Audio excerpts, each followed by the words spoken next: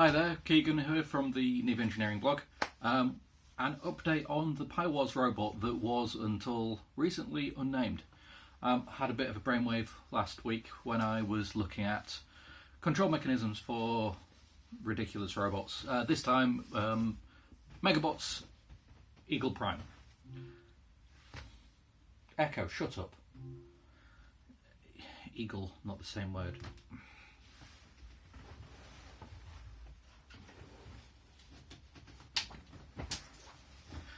Right. Okay, so my Echo apparently likes the word eagle.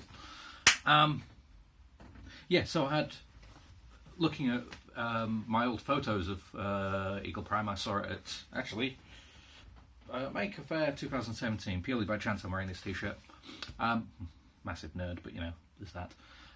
And yeah, I thought, basically, little tracked robots, 2 arms, ranged weapon, but I'm making a tiny version of it, suitable for a small warrior. And I'm a massive Pratchett fan, as you'll know if you've heard about my luggage project, which is a whole different thing. So yeah, behold, as is still a bit further on than last time, MacFeegle Prime. So yeah, it's just ridiculous, which I love. But yeah, so this is how it stands. I did get this driving around the other day. I subsequently removed one of the tracks and we'll be doing the rest. Unfortunately, these motor mounts, they're incredibly fragile, and when this is sat down, it's, the forces are basically pushing that up, and because of the layer, well, the layer direction, it just basically sheared off. So this did drive around, as you can see from this side. It's somewhat arse heavy. So this bit at the back, because it's, you know, this should be a lot lower, that was basically scraping along the floor. It did drive around, completely powered by the battery that's on board, so that's good. One of the motors was stalling. I think I can work around this by putting one motor on one of the H bridges and the other motor on the other one. They've got a 1.2 amp maximum per bridge, so hopefully that'll do it. If not, I can upgrade. There's the PiWars controller, I think that goes up to 5 amp per motor, something daft like that. I have no idea how much power I'm going to need for this. I'm completely winging it. If you hadn't already guessed. So next steps are to redo the, oh god, that's actually completely come off now. The next steps are to redo the motor mounts. What I'm going to do is make them as fat as possible and as broad bottomed as they can be, so they've got a really strong base to work from. I'm actually then going to make them too short so that I can glue in metal headers, so that when I'm screwing and unscrewing these things, I'm not going into the plastic each time, I'm actually going into metal, so that'll make it much more resilient over time. What else? I'm going to have it so that rather than having a wheel here and a wheel here, I want to put another wheel kind of down here, so you've got a triangle profile going on there, primarily just because I like the look at it. Thinking about it though, it means that if this is only driving the belt and it's not actually touching down, these bottom wheels plus the idlers in the middle will be taking the weight, and this will just have to go backwards and forwards to drive the belt. So this is all working. I'm happy with this so far, especially for things I've been putting together. It is damn heavy, and so far it's only got 3 cells in there rather than the full whack. Another thing about batteries, excuse me, is I've basically been scavenging 18650s, and they keep coming. Every time I see anyone throwing away a laptop or anything like that, I'll get hold of them if I can. I've also got a charger tester. This is really good. The Yushinka YC5000 intelligent battery charger. Basically, this can independently charge cells, but it also tests them, which is more important for scavenged batteries. scavenge cells, should I say, to be accurate. What you want to ensure is that the capacity between of every cell in a battery pack is as close as possible. This is so that they can charge and discharge at the same sort of rate. You may know or you may not know that when batteries get low on capacity, you get voltage droop, and I think this is a factor there. So this is the battery pack I've made, and these are all been tested, and they're from I think 2050 milliamp hours to about 2.15ish or something like that. Yeah, so this is 2S4P at the minute. These are really cool. You can basically just bolt it together however you want, and yeah, you can make your own battery packs. I've got a whole bag of these things, so if this doesn't have enough capacity, I can just add another one to the end, another pair of them to the end. If it turns out I need 12 volts, I can reconfigure it, and basically this will let me prototype battery packs until I'm actually happy with something, and at which point I can actually spot weld them together, wrap them somewhere, not here, they're in my bag. I've actually got a bunch of 2S battery management systems, so yeah, I should be able to charge this as a pack just by giving it 8.6 volts, I think it is, and the BMS will actually take care of it. That's cool because if you try and charge too fast, or if you try and discharge from the cells too quickly, it'll shut things down. So it'll have an element of protection, which is good. It also means that I can just charge these by plugging them in, which is great because I'm lazy. So if I imagine having to take these apart and then just charge them individually, it'd just be a nuisance.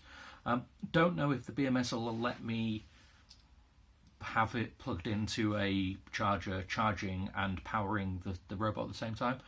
I think it should, because at the end of the day, that's what you do with laptops, and that's where all these cells came from. And I know the battery management systems in laptops could be different, but at the end of the day, I bought like a 5-pack of these BMSs for a tenner or something like that. So if I burn one of them out by accident, it's not going to be the end of the world. But it'd be handy because I could just leave it plugged in and charging, and then be doing debugging and things like that on it, which is cool. So yeah, next steps, which I've probably already alluded to. Like I said, redesign the motor mounts so that we've got the idler wheels down here. What I also want to do is have it so that the battery pack is underneath. Now at the minute, as you can see, that's not really going to be an option because of the way it's rigged up, but I can always switch it so these are actually the thinner packs but side by side. That'll massively reduce the profile and should work with the things I've got. I can wire them up. But again, what that would mean is that this space up top would be completely removed, or freed up, should I say. And that means I can, if you look at my pictures on Twitter, I'm going with a Johnny 5 theme. That means that the mechanism for actually raising and lowering the torso can sit here.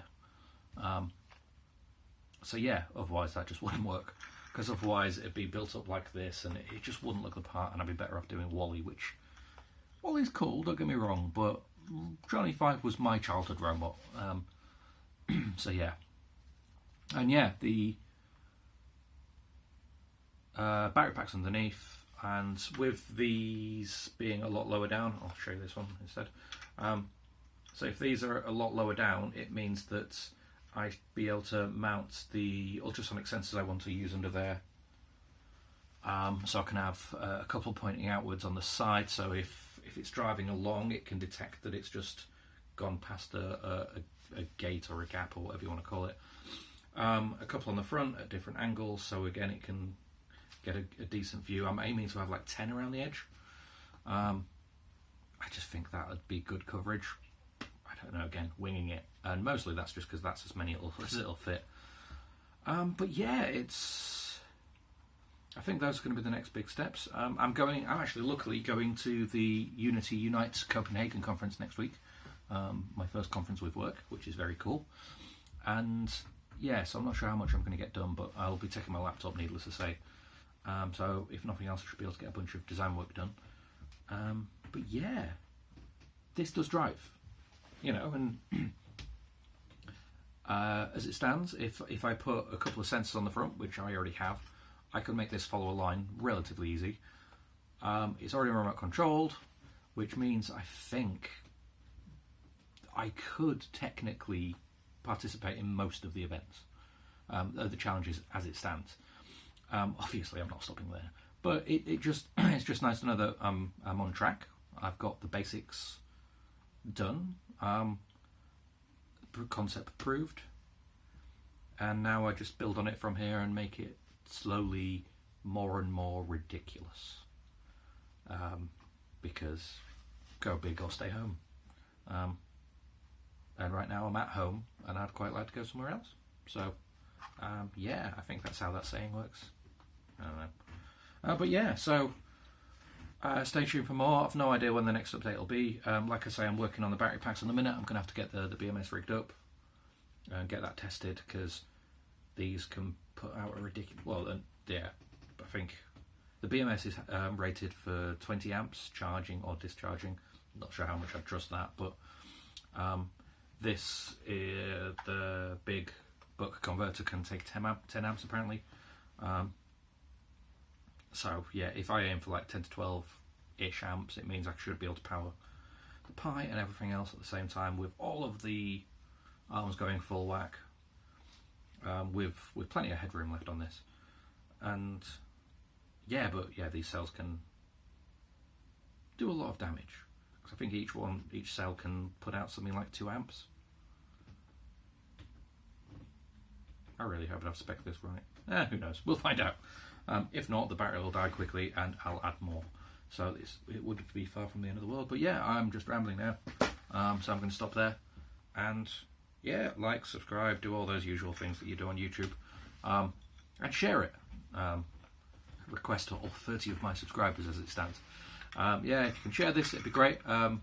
Just because I like the idea of getting feedback from more people. I like the idea of more people learning about stuff like this. I'm really passionate about building things and sharing that knowledge, which is why I'm doing this. So yeah, if you've got any questions, ask. If you've got any suggestions, say. And otherwise, just stay tuned. Right, ta-ta for now.